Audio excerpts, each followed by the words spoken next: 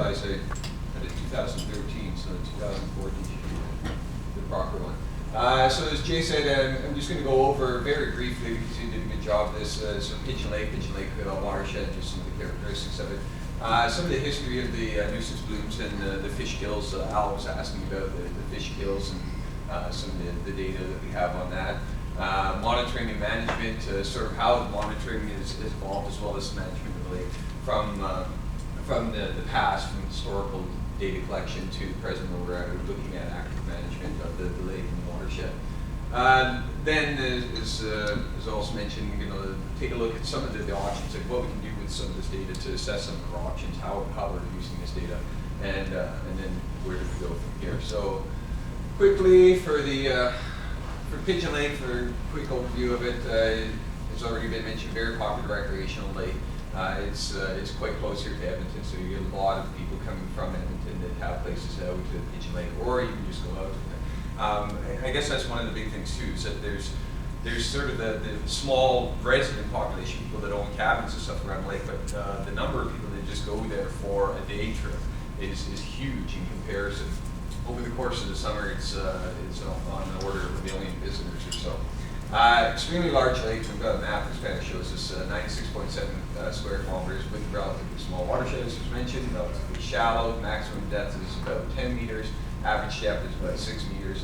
It's got a number of small inflowing streams with single outflow, so we have large fluctuations in water levels. As Jay already touched on, the evaporation, precipitation really controls those water levels. Development has gone back as far as the 1850s, when logging first started in the watershed. So, and this European settlement, obviously there was some activity by First Nations in the area even before that, but in terms of actual development stuff, yeah, it started back in the 1850s, more intensive use of the watershed in the lake around that time. Currently, there's 10 recognized summer villages, 2 counties, First Nations Reserve, provincial park, agricultural land, natural areas, so there's lots of varying land use all around the lake. And as a result of this, we have different bylaws, different land use strategies, different values, but the lake is the common bond, and really is why a lot of people are out there, is for the lake. So this is kind of what you get for what people sort of see with the Pigeon Lake as. It's a major recreational destination, so that is of high value for people out there. The property values are very much tied to the lake, as many people are aware that you can actually tie property values to lake clarity. So when you get nuisance blooms or you get fish kills, it obviously decreases property value and doesn't make people want to go recreate out of the lake. So here's just Pigeon Lake. What I did here is I overlaid a map of the city of Red Deer. City of Red Deer, for those not familiar, is the city, was where I am. Population is about 100,000 people, so it's a very large lake. As Jay already kind of touched on, any kind of management, whether watershed or inlake management, I mean, you really have to take that into perspective, put that into context. It is a huge lake, so there's a big issue to deal with.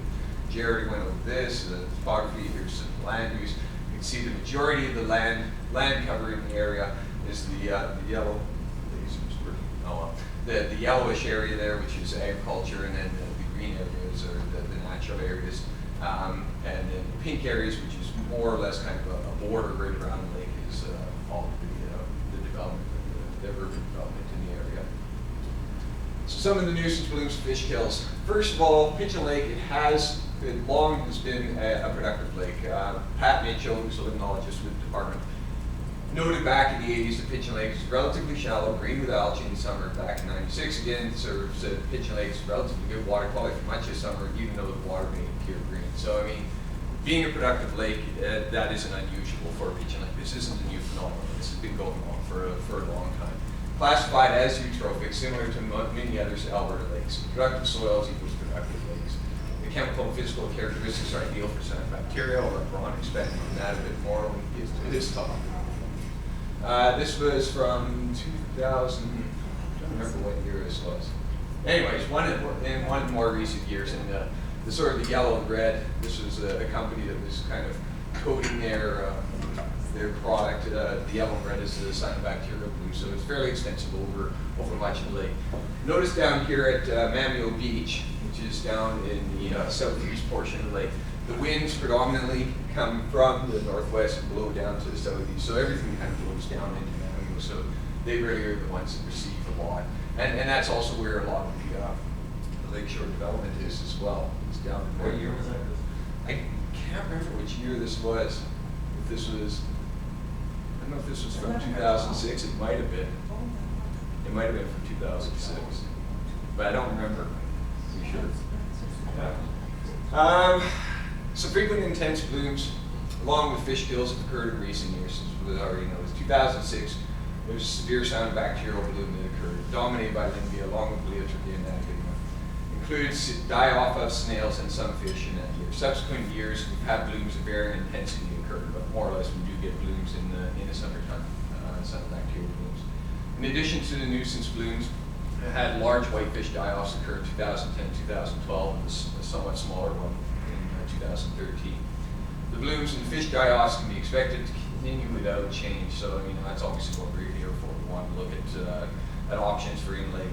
We're looking at the Pigeon Lake Watershed Association is looking at watershed management options as well. The focus is on the nutrient controls, although there's other factors that may come into play, such as sunlight, temperature. Obviously, we can't do anything to control those, so we do have to focus on the nutrient control options. This was from 2006. This was on the Edmonton Journal, the front page of the Edmonton Journal. This is Limbia, right? Bleotrichia, sorry. Bleotrichia bloom. So you can see a very definitive bloom on Pigeon Lake. Here's some of the snails that we had washing up on the shore, dying off at that time. So fish kills. I'll just go on to this into a little bit of detail on this. Fish kills have been documented in Pigeon Lake for many years. We had severe die-offs in 2010, 2012, to a smaller extent in 2013. One of the interesting things about it is it's all similar age and size class of lake whitefish. There was very few other fish species or other size of fish involved in these die-offs at all. At the time, before we really did some of the monitoring and stuff, there was a lot of assumption that it was due to algal blooms and the toxins just because they kind of co-occurred with one another. So die-offs in 2012 and 2013, though, when we actually started really paying attention to when they started occurring, they began prior to any significant growth of cyanobacteria. When the fish were dying, I remember in 2012, I was getting reports from people saying, well, the lake is crystal clear, but there's dead fish washing up on the shore. Testing of fish tissue, which our fisheries biologists have been doing, it's revealed virtually no microcystin in the muscle tissue at all. And then lake water microcystin levels have always been very low in Pigeon Lake. So it's unlikely that it's the algal blooms themselves or the toxins that are responsible for the fish death. More than likely what it's due to is heat-related stress, which is potentially exacerbated by blooms. So we get these high temperatures. Lake whitefish are very susceptible to the higher temperatures. They get killed off, they wash out on shore. Again, our fisheries biologists have been doing data saw monitoring, and there's definitely support for that. There's higher temperatures, and that kind of triggers these fish to essentially have sunstroke and die and float onto shore. However, it can be potentially exacerbated by the bloom. You get those diurnal fluctuations in your salt oxygen, your pH from the bloom growth, and then when the bloom collapses, then you get ammonia and anoxia from decomposition of the bloom. So it can definitely exacerbate it, but it isn't likely the cause of these fish kills. But this is kind of what we're dealing at. This is on Mamio Beach. As Jay was noting, I mean, you have people sort of pitchforking these dead whitefish in big piles and then coming along with front end loaders and hauling them off. So obviously it's something that people aren't happy with from that perspective either. Looking at the monitoring and management from the past to the present. So prior to movement towards management nutrients and monitoring, it has focused on characterization of the lake only. That is kind of our main purpose when we're doing monitoring the lakes in the province, is to get sort of that long-term baseline and characterize them. And so we have people saying, well, we don't like what the conditions of the lake are, that we start to look at more specialized monitoring at that time. Jay kind of gave a summary of this. I didn't realize you guys had done the 2007 monitoring. We're going to put that into the slide later on. But 1969 to 1975 is done by UVA, done by ourselves for all those years that are up there. Alms did it in 2001, 2010, and 2013, which is under contract from us to do the sampling. Predominantly sampled for physicals, temperature, pH, dissolved oxygen, nutrient, and nutrient parameters. Very little stream monitoring prior to 2012. I think there was only about 5 data points or something like that prior to 2012. So we weren't really concerned. We weren't focused on monitoring the influence groups before 2012 when we started that nutrient budget work. In the past, our impacts of lake water quality primarily were managed through our approval system. So in 2006, it was a land septic spreading. It was discontinued in Pigeon Lake watershed, so saying, well, you can't take any of the sewage you're collecting from any of the residents in this area and spread it out into the watershed, especially not wintertime on frozen land. So that was discontinued. There's been ongoing work. Ralph kind of mentioned his introduction to develop a regional wastewater line for Pigeon Lake, which is the wastewater line for the north part of the lake. Now there's going to be the wastewater line for the southern part of the lake to essentially eliminate any human sewage, hopefully, from going into the lake. As Jay didn't mention, but his caffeine survey did show that yes, there definitely is sewage going into the lake using the caffeine as a proxy. Fish don't drink coffee, and the animals don't drink coffee, so it's got to come in from somewhere, so it's from the humans coming in. There's ongoing work as well that's to ensure that lakeshore developments are held to higher standard for wastewater and stormwater treatment. ESRD, that is kind of what we control in terms of lakeshore development. It is mostly under municipal affairs to control the overall development within the watershed. We do issue the approvals for the wastewater and the stormwater limits. We do hold those to higher standards for lakeshore developments. So historical water quality, and this is getting into some of the trend analysis. So how bad is it? There's two methods that you can use to assess the long-term water quality conditions. Long-term statistical trend analysis, and this is based on our data from 1983 to 2013. And then there's also the paleolimnology, which we have under contract right now, and is near completion to sort of look at the historical pre-European development of the no statistically significant increasing trend for total phosphorus or chlorophyll A we found from our long-term trend assessment. Statistically significant increasing trend for second depth though and TDS. So why are we not seeing this increase even though we're seeing these more frequent? I mean, I've been out there, as I said, for the last 10 years or so, and definitely have seen these more frequent, more intense blooms on the lake in that time, but we're not seeing any data. Why are we not seeing frequency of sampling? Could be one of the reasons. Typically, we only sample our lakes on a monthly basis. It's for, as a result of financial and manpower constraints. So, I mean, and we've got a number of lakes, recreational lakes within Alberta. So we're limited to the amount of time. So we might be missing some of those short-term blooms that occur in between our monthly sampling. Inter and intra-annual variability, which are showing some of the figures, and we do definitely get some big fluctuations in terms of our numbers on an annual basis. Surface bloom versus growth throughout the water column. Well, the surface bloom, but the interesting thing is that with the chlorophyll A, it doesn't tell you, that number doesn't tell you if the algae was spread throughout the water column or if it was in the surface bloom. Because we take composite samples of the euphotic zone, it kind of gathers all of those, you take about 10 samples randomly selected from around the lake, and so it doesn't tell you whether or not the algae was growing throughout the water column or if it was at the surface itself. Public perception, there's definitely been increased public engagement and public awareness about the issue, and so yeah, you definitely have people sort of paying more attention to what is going on in the lake. Whatever the reason though, in the end, the residents have expressed a desire to change the current conditions, and that's why we're here today, obviously. It doesn't matter if these have been going on for 20 years or if it hasn't been going on for 20 years. I mean, there's no point in arguing that point. We need to focus on the fact that people are saying, well, we don't like what the water is like or what water quality conditions are like at Pigeon Lake right now. We want to change it, and that's what we're here for today. So here's total phosphorus. So this is the long-term, not significant trend. You can see though that there is definitely variability in the total phosphorus concentration, especially in the more recent years. Chlorophyll A, similar thing. We don't see an increasing trend in chlorophyll A.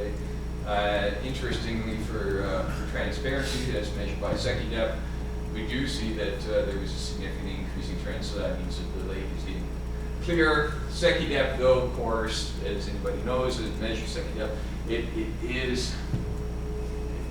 can be subject to errors because it is based on individual samplers' field of vision and how they're looking at it, and when these things like just disappear as to what they measure it as. So there are some issues with that. Total dissolved solids, interestingly, it's kind of increasing. It's been increasing over time, and it's definitely a significant increase in total dissolved solids, so those salts in the water. When we look at the water levels, you see from the historical, and this is from dating back to 1925, so this is kind of enhancing what Jay was showing for the more recent record, but we have records dating back from the 1920s onwards. And we see that the water quality was quite a bit higher historically. It's kind of leveled out just below 850 meters above sea level. We definitely see, though, on an annual basis, see some big fluctuations in water levels. Jay mentioned about 1 meter fluctuation on an annual basis is not uncommon for Pigeon Lake at all. Moving to the present, we've been doing much more frequent monitoring, especially in 2013. We partnered with OMS to hire on staff, which was Ellen. She did all the sampling in 2013, most of the sampling in 2013. And this is dedicated to Pigeon Lake sampling. We began stream sampling back in April. Lake sampling began in June, and this was weekly to bi-weekly stream sampling, plus storm events, and then weekly sampling of lake volunteers. Weekly to bi-weekly for stream sampling, it shifted from the weekly, so it was more or less kind of flow biased. We did more sampling when the stream flows were higher, and then tapered it off to the bi-weekly sampling that enhanced the storm events.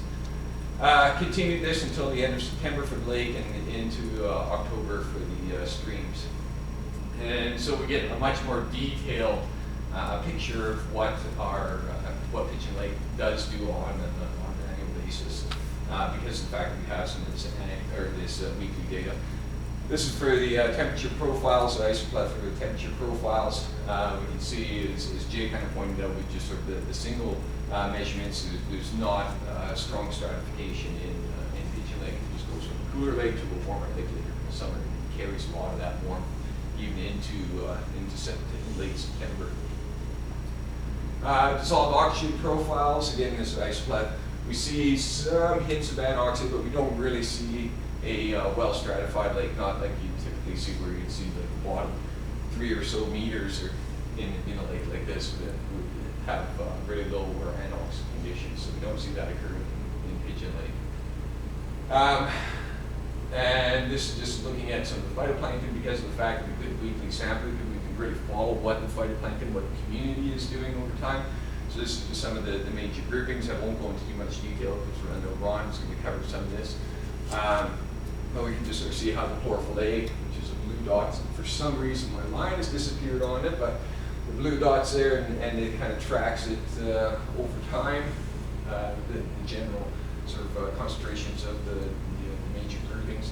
We can see it goes from sort of cool water tolerant species, so the Chrysophysciae earlier in the season, and then this is a sign of bacteria, the little purple dots are increasing later on, and that's when we got the bloom, which was uncharacteristically late in Pigeon Lake this year. It was late August to early September is really when the bloom was occurring. I remember we were doing a recording for the paleolimnology in late September, and the lake was very green at that time, so it was quite late in the year for it.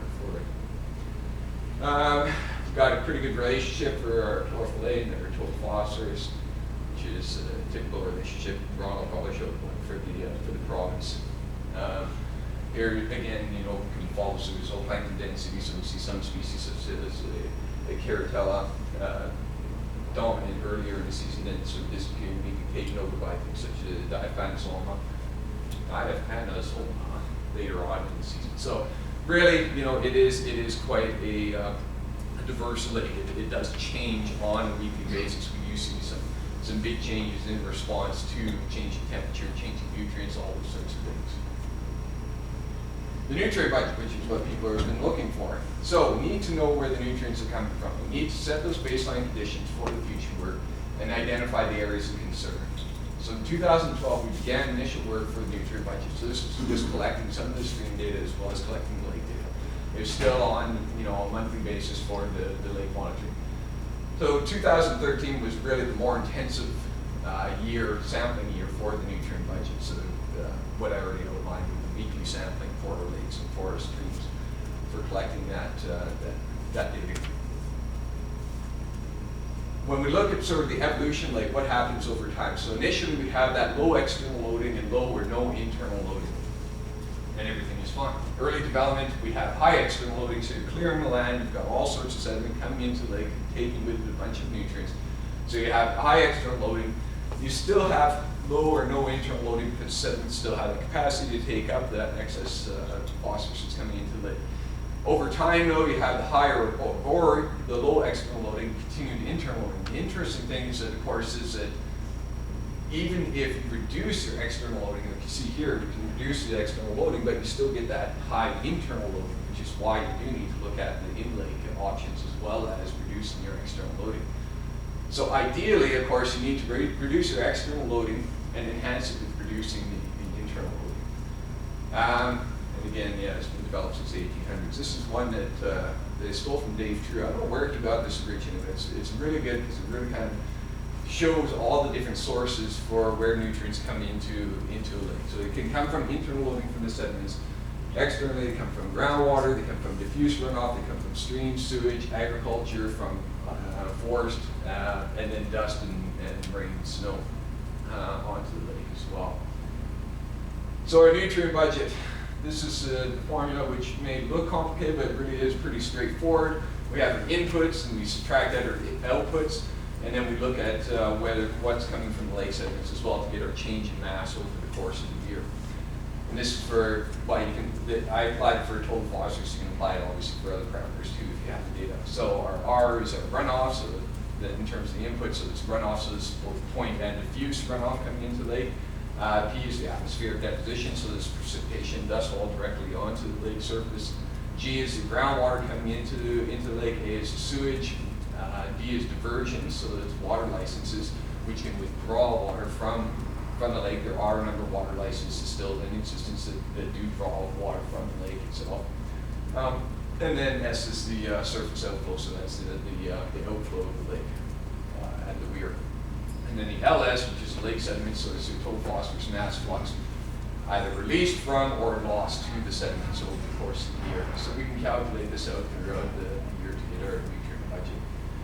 So the way that we went through and calculated the nutrient budget, runoff measured at the direct stream, the input sources, so we had the concentration and discharge. Using those two values, we can calculate the loadings, instantaneous loadings, and so we had the volume estimates and the concentration and calculated out the loadings over the course of the season. Diffuse runoff, we used our 20-year monthly water balance that we have, as well as land cover characteristics.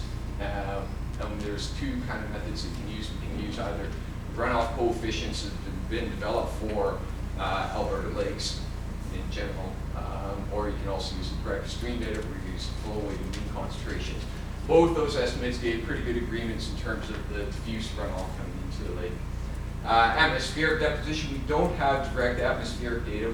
We are planning on doing some of this, the atmospheric monitoring for this upcoming year. So I used two different methods for that. First one was estimated using Wagman data, which is another large lake with a similar kind of watershed characteristics to something that's relatively nearby. So they did do some direct monitoring of atmospheric deposition and wet fall into the lake. So use their data plus precipitation data for two nearby met stations. Jay was kind of showing you, well, I showed you the data on the one, which is the Upper Battle Headwaters, is that what it was called? Yeah. And then, what was the other one, Brad? Do you remember what it was called? Breton Pot. Breton, yeah. Breton, yeah. So I used those two. And then the other method was using published Alberta Lake literature values and the lake surface area. And again, both of those methods gave really good, comparable estimates to one another, and were kind of similar to what we've seen in the past as well. Groundwater used the 2013 groundwater survey data that we collected this fall, as well as 20-year water balance that we have. Here's kind of what it looks like. These are all the streams that we monitored. So this is the total phosphorus concentration. So this is just the concentration values. We can sort of see typically when you have really high values early on in the spring, from the time that after snow melt, when everything's kind of washing off the lands, and and then it decreases over time. The outflow is the yellow on here, and I've been going through and taking a look at all of that data. And the outflow definitely mirrors a lot more of what's going on in the lake as compared to what's going on in the other streams. Convert that over to discharge. So here we have instantaneous discharge on the left-hand side. The outflow, because there was quite a bit of outflow because of the adjustment of weir height, we had a lot of discharge over the course of this year. The cumulative discharge down there, again, this is adding everything up over the course of the entire year. You can see that the outflow obviously had quite a bit more coming out of it as compared to the smaller inflowing streams. Convert that over to our phosphorus loads, and then there's some. The interesting thing in this case here is that other than this, which is a storm peak for the outflow, or close to the storm peak, I think, for the outflow, you can see that the outflow, that the instantaneous total phosphorus loads, even though the discharge was quite a bit higher, the amount of phosphorus coming out of the lake was relatively low. Reason being that it kind of mirrors the lake, that the lake conditions, the total phosphorus conditions in the lake are typically much lower than what they are in the streams. And then we can see the cumulative total phosphorus load over the course of the entire year. Moving on to the sewage, we used 2013 municipal census data for all summer villages, plus other developments. So example for the summer camps, this was from some of the APLM members providing me this data. Used a literature value of 0.93 kilograms per person per year in terms of sewage. Assumed 2.5 people per dwelling over the 4-month period, mid-June to mid-September. We did eliminate out those that were already connected up to the Northeast Pigeon line, and then we assumed that about 95% or 90% of the existing sewage treatment systems, on-site sewage treatment systems, so the holding tanks and so forth, were operational. As I said from Jay's work, that we know that not all of them are operational, so we know that there is sewage going into there, and got our sewage estimate from that. The M, which is change in phosphorus, lake mass. We use the lake capacity curve, so we have lake volumes. We figure out exactly what the lake volume is at specific elevations. We know the elevation because it is monitored on very frequent on the daily basis at Pigeon Lake. And then change in total phosphorus concentration times the change in lake volume gives you your change in total phosphorus mass.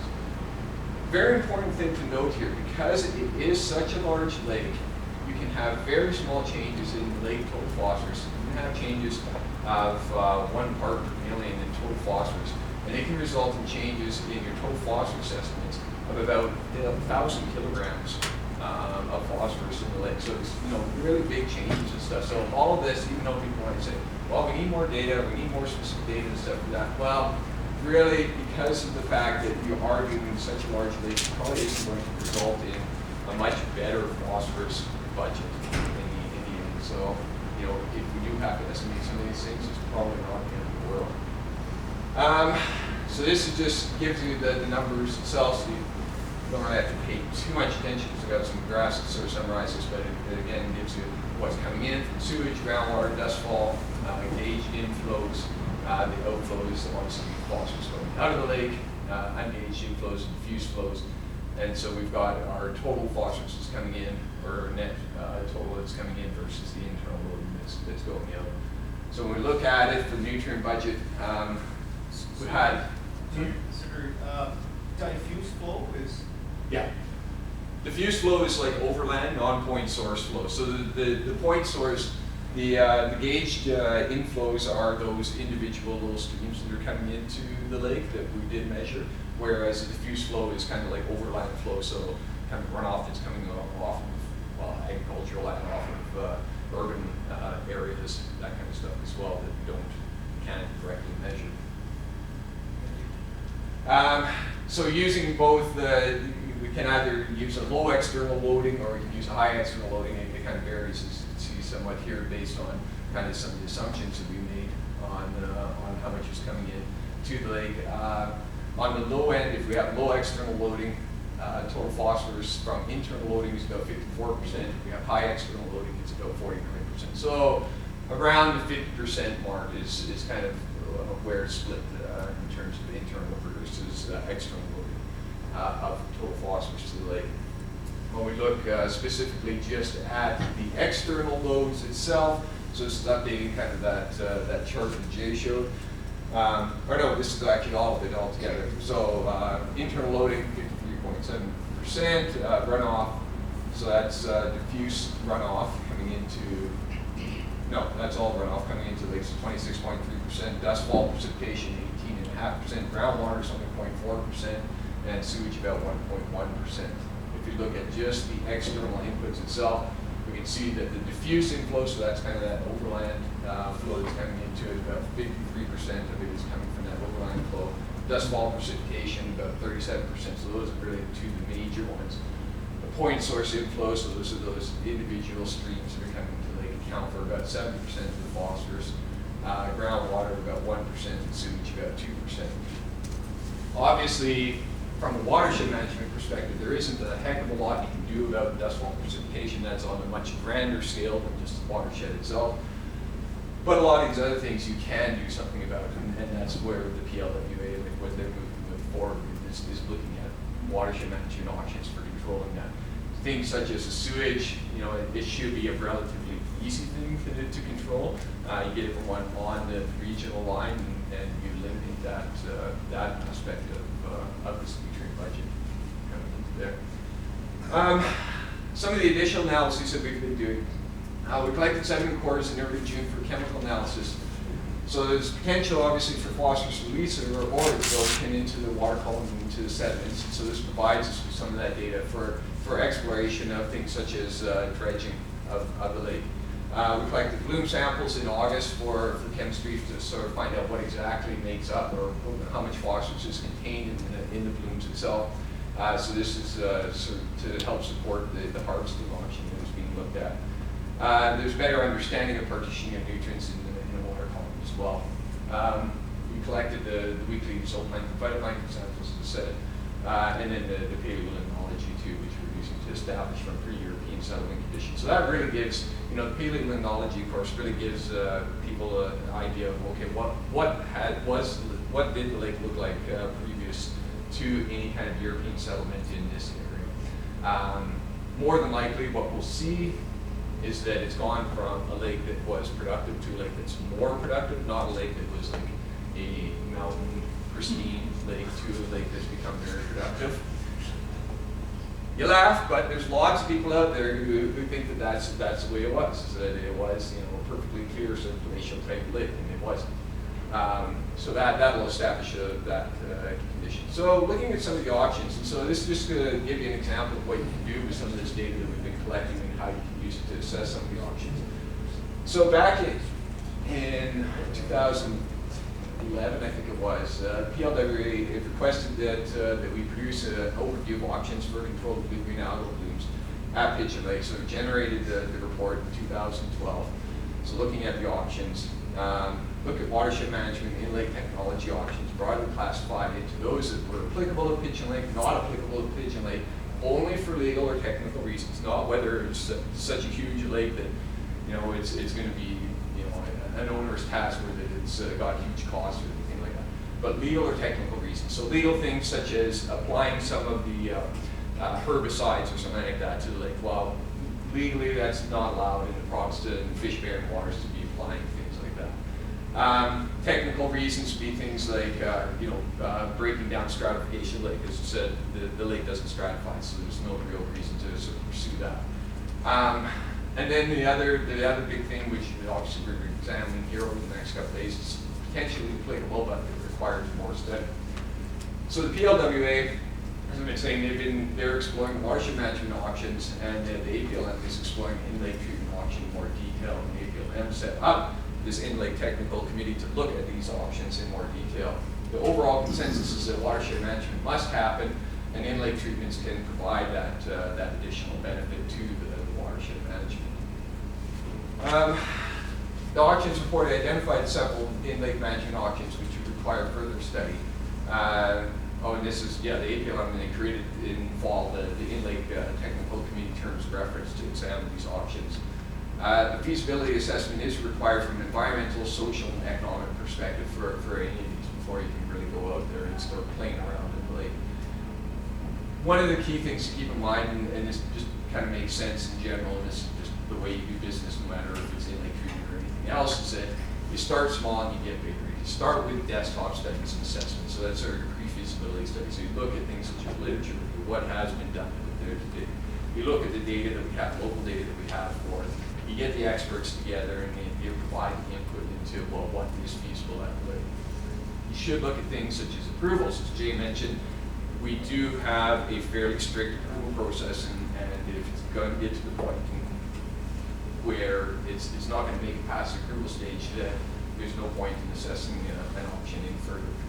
And then you got to look at the cost-benefit analysis. You might have 2 or 3 options, and it may come down to, okay, well, which one provides the most bang for your buck? Once you've kind of done that, then you move on to pilot project again, because of it being such a large lake, you want to start small and then move yourself up bigger. So start a pilot project. Everything is kind of theoretical, I guess, up to a certain point, or based on other lakes, what's been done in other lakes. So you want to see, well, what does it look like? What's going to happen in Pigeon Lake? If everything kind of works out in your favor, then you can move on to that full-scale implementation. And full-scale implementation doesn't necessarily mean treating the entire lake. It can be sort of a portion of the lake. Just the same thing with watershed management. It's not going to treat the entire issue within the watershed, but it's going to treat aspects of it. It's the same thing for the inlet management. So looking at a few of the options, diverting water from the North Saskatchewan River. So the concept behind this is bringing water from the North Saskatchewan River via pipeline to Pigeon Lake. So the concept in there is to reduce Pigeon Lake phosphorus concentration by adding more diluted North Saskatchewan River water. So we look here at North Saskatchewan River at Devon. This is the historical data. Immediately you can see issues in terms of like the historical data, that there's issues in terms of the analytical detection limits that were used back before the 1980s, so back before environment was doing some monitoring. And we can also see some huge variations and stuff. So right from there you can sort of say, okay, well, let's just focus on post-1980 data that was collected by ESRD. Same thing here for Pigeon Lake. You see prior to 1980, there was obviously a few issues with the data for total phosphorus. So we can focus on the 1980 to present data. Then when you look at it, you can just take your box and whisker plots. You can look, well, open water season, obviously, from about May